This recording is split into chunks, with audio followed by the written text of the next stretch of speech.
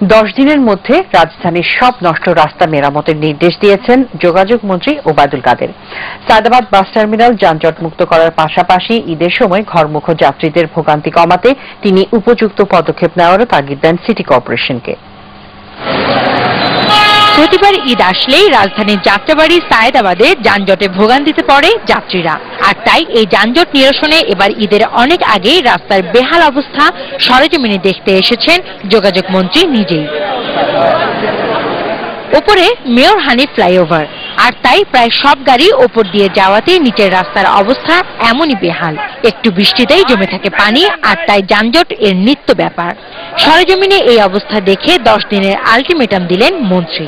ফ্লাইওভারের নিচে যে পরিস্থিতিটা, এটা মোটেই আমার কাছে ভালো লাগছে না। একটা বাজে পরিস্থিতি। এখানে এই পয়েন্টগুলোকে অ্যাড্রেস করে এগুলো আপনি নেক্সট 5 ডেজের মধ্যে করে দেবেন অন্যগুলো, আর যেটা মাওয়ার দিকে সেটা 10 দিনের মধ্যে করবেন। রাস্তার পাশের ফুটপাতে বসা দোকানগুলোকেও তুলে দেবার নির্দেশ দিলেন মন্ত্রী। সিটি কর্পোরেশন, পুলিশ সহ সবাইকে নির্দেশ দিলেন ঈদের আগেই সকল সমস্যা সমাধান। ঘরমুখ মানুষ বাড়ি ঘরে গিয়ে সে শেকড়ের সঙ্গে মানুষের যে সমন্বয় হবে, শেকড়ের সঙ্গে যে নিজের গ্রামের বাড়িতে গিয়ে ঈদ করবে, ঈদের আনন্দটা যেন মাটি নেওয়া হয়।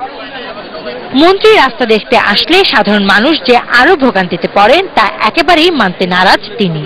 মন্ত্রী সরেজমিনে দেখতে না এসে যানজট নিরসনের আর অন্য কোনো উপায় আছে কিনা সাংবাদিকদের এই প্রশ্নে কিছুটা উষ্মা ছিল তার কণ্ঠে।